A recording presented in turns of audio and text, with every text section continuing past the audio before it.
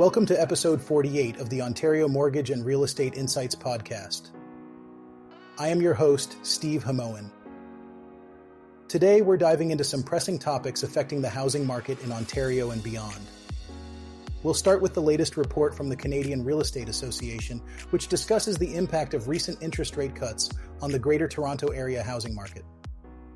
Let's get into it. A new report from the Canadian Real Estate Association reveals that successive interest rate cuts by the Bank of Canada have yet to ignite the housing market in the Greater Toronto Area. Despite the lowered borrowing costs, housing sales in the region fell by 0.7% from June to July. Nationally, sales are up 4.8% compared to the same period last year, but month-over-month figures show a slight decline. Phil Soper, the Chief Executive Officer of Royal LePage, commented on the market stability despite the lack of significant movement. He noted, "People aren't willing to sell their homes for less than their perceived value, and that relates directly to the housing shortage that we have in the country. But the activity levels, the number of homes trading hands, remain well below normal." The report also highlights that the average home price in Canada was $667,317 in July, a 0.2% drop from this time last year. Soper pointed out that housing inventory is on the rise and that further interest rate cuts by the Bank of Canada are expected this fall. These factors should increase sales and bring some balance back to the market. Interestingly, some areas like Hamilton-Burlington saw an increase in month-over-month home sales in July. However, the Greater Toronto Area, one of Canada's most expensive markets, saw a decline. Soper mentioned that first-time buyers are currently looking to more affordable markets, but he expects activity in southern Ontario to rebound as borrowing becomes cheaper. Grant Desjardins, a real estate broker in Oshawa, shared his experience on the ground. He noted that the rate cuts have not significantly moved houses in the Durham region either. Desjardins said, "I have 5 listings on the market now, all of which are struggling to attract buyers, marking a shift from the COVID-19 pandemic years when sellers mostly held the advantage." Despite this, he mentioned that sellers are not panicking. Buyers, with more options, are being a little bit more choosy, taking their time, seeing what's on the market. "We're hoping that come September, October, once we get through the summer months here, that buyers will come off the fence," he added. This summer, the Bank of Canada cut its key interest rate for the first time since 2020. With cuts on June 5th and July 24th, bringing the rate down from 5% to 4.5%. The Canadian Real Estate Association report suggests that these cuts should make it easier for first-time homebuyers to borrow money and enter the market. Jason Mercer, the chief market analyst for the Toronto Regional Real Estate Board, shared his perspective on the situation. He said, "As interest rates head down, people that were really hampered from an affordability perspective will start to return to the housing market." However, he also expects lower interest rates to lead to upward pressure on home prices. The report from the Canadian Real Estate Association showed that month-over-month home sales increased by 3.7% nationally in June, when the Bank of Canada announced its first interest rate cut. The number of listings in Canada is also up nearly 23% compared to this time last year, although it remains 10% below historical averages. The number of newly listed properties increased by 0.9% month-over-month nationally. James Mabey, the chair of the Canadian Real Estate Association, provided some optimistic insights. "At this point, many markets have a healthier amount of choice for buyers than has been the case in recent years," he said. "The stage is increasingly being set for the return of a more active housing market." As the world economy enters the latter half of 2024, major central banks are pivoting towards interest rate cuts amid cooling inflation pressures, according to a new economic analysis from TD Economics. However, the is uncertain, with lingering concerns about persistent services inflation and potential impacts from the upcoming United States election. The analysis reported that inflation has moderated significantly across major economies, with the share of consumer price index components growing above 3% year-over-year, shrinking notably. Leading the way has been a rapid unwinding of goods price inflation, excluding food and energy. However, services prices have shown more persistence, running at 5% annually in the United States and Canada, and even hotter at 6% in the United Kingdom. This cooling inflation trend has opened the door for central banks to begin easing monetary policy. The Bank of Canada has already cut rates twice in recent months, bringing its policy rate to 100 basis points below the United States Federal Reserve. TD analysts noted that markets are now pricing in gradual 25 basis point cuts from most major central banks over the next 18 months. For the United States economy, the analysis paints a picture of deceleration rather than stalling outright. Growth has moderated from the robust 4% annualized pace seen in late 2023 to a more trend-like 2% in the first half of 2024. This slowdown is viewed positively as evidence that higher interest rates are finally impacting the economy, a necessary condition for wringing out remaining inflationary pressures. The United States labor market has shown signs of cooling but remains relatively strong. While job gains have slowed and become concentrated in less cyclical sectors, the ratio of job openings to unemployed workers remains elevated compared to pre-pandemic levels. The unemployment rate has ticked up to 4.3%, triggering some recession concerns, but analysts have cautioned against reading too much into this single indicator. Looking ahead, the upcoming United States election looms large as a potential disruptor to the global economic outlook. The analysis has warned that regardless of the outcome, global trade will likely face an America increasingly focused on industrial policy and self-reliance.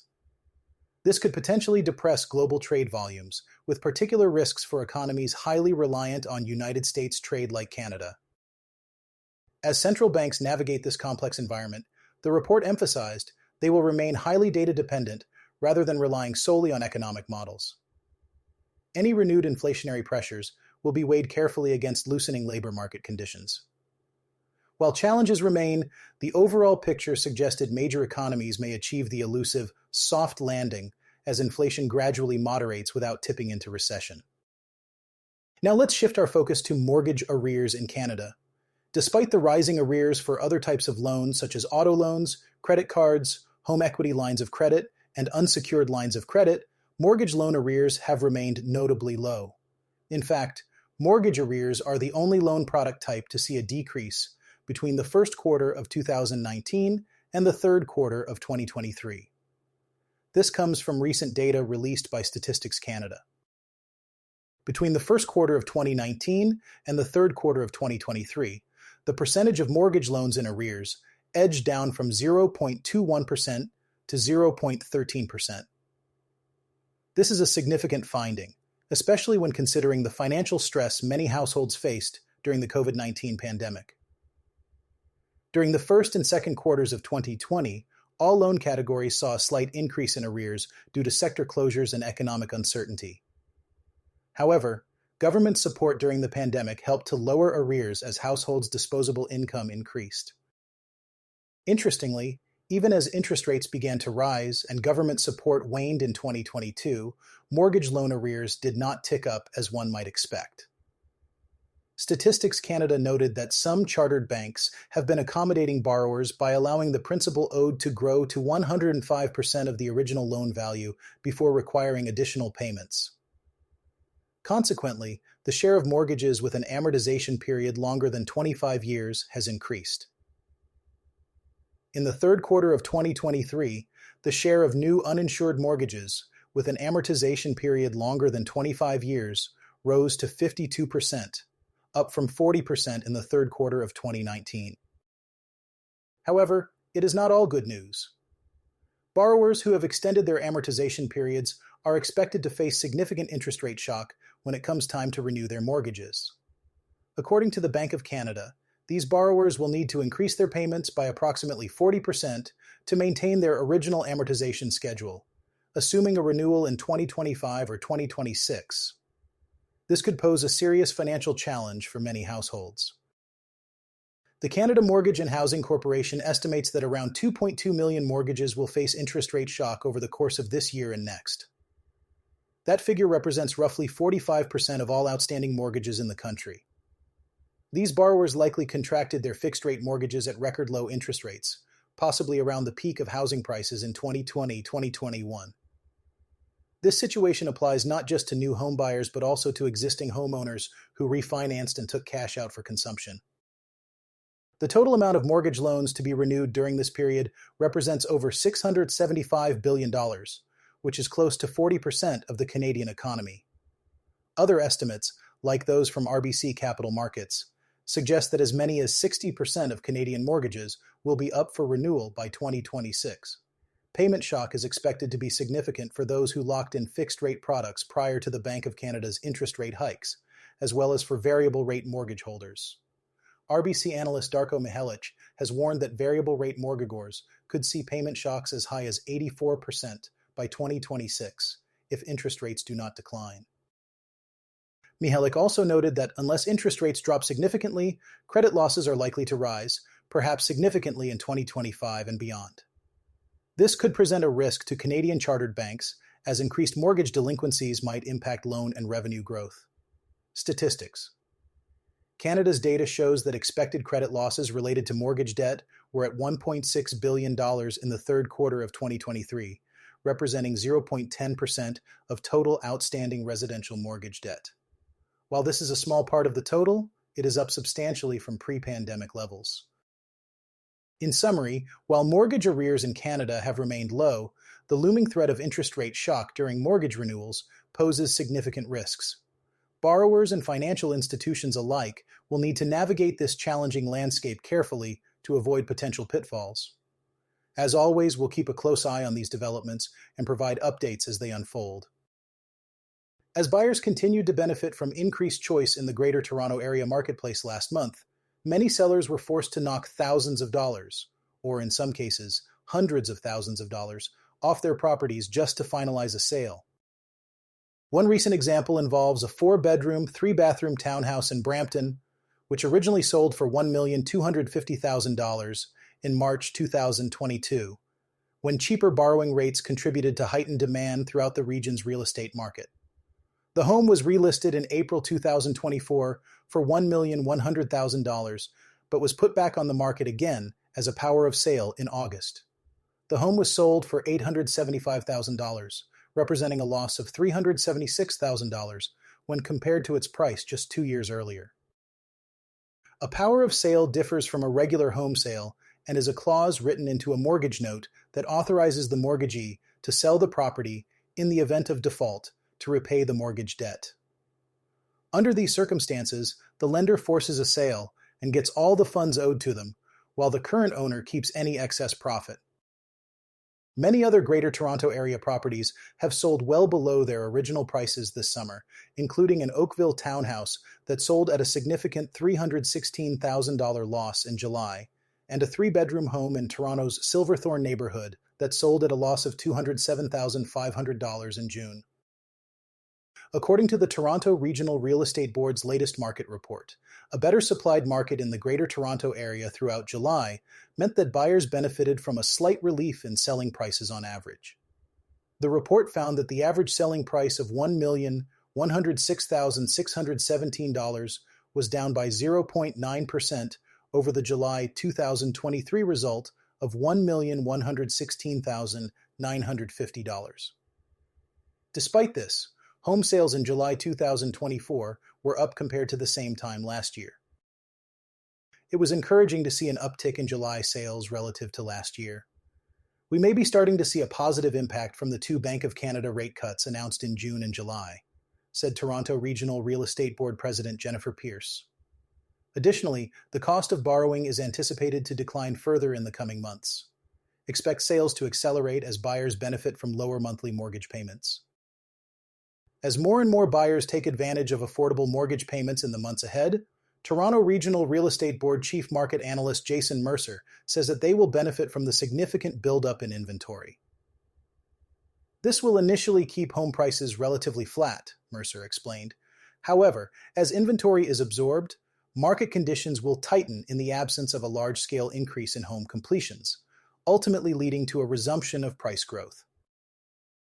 As Canada grapples with an ongoing affordable housing crisis, some nonprofit organizations are turning to an innovative financial tool to fund new projects: community bonds. This approach, which bypasses traditional banking institutions, allows housing providers to borrow directly from community members who want to support local initiatives. In Ontario's Haliburton County, a popular summer destination known for its picturesque lakes, the contrast between wealthy cottagers and struggling year-round workers has highlighted the urgent need for affordable housing solutions. CBC News spoke with Places for People, a local nonprofit that has embraced the community bond model to address this issue. Faye Martin, vice president and founder of Places for People, explained the dire situation. We do have people sleeping in tents and in hunt camps and in RVs and in places where they ought not to be sleeping. To combat this problem, the organization recently raised $850,000 through community bonds in just 3 months, using the funds to consolidate debt and purchase an 8-unit apartment building. Community bonds function similarly to conventional bonds, offering fixed terms and interest rates. However, they are issued by nonprofits and directed toward specific community projects. According to CBC News, this model is gaining traction across Canada with Tapestry Community Capital, a Toronto-based organization that assists nonprofits in setting up bond campaigns, reporting a significant increase in interest. Ryan Collins Swartz, co-executive director of Tapestry, noted that community bonds are particularly appealing to younger supporters who may not have the means to make large charitable donations but want to invest in causes they believe in. Typical community bond terms range from 2 to 7 years, with interest rates between 2.5% and 5%. The advantages of this funding model extend beyond financial benefits. Martin emphasized that community bonds help generate local support and foster a sense of ownership among residents. To me, there's no use developing housing if the community doesn't welcome that housing, she said. While community bonds offer a promising avenue for funding affordable housing, financial experts caution that due diligence is essential. Unlike traditional bonds, community bonds are not evaluated by credit rating agencies, so investors must carefully assess an organization's financial stability before committing their funds. Despite these considerations, the community bond model is expected to play an increasingly important role in addressing Canada's housing crisis. Patty Dolan, a portfolio manager with Wellington Altus Financial in Calgary, has projected that, as rents continue to rise and rental markets tighten across the country, more organizations will turn to community bonds to finance affordable housing projects. As the model gains traction, Tapestry Community Capital has announced partnerships with 11 additional housing providers from Victoria to Winnipeg to Barrie, Ontario, all planning to utilize community bonds for housing preservation or development. And that wraps up our episode for today. Thank you for tuning into the Ontario Mortgage and Real Estate Insights podcast. I am your host, Steve Hamoan. Stay informed, stay ahead, and until next time, take care.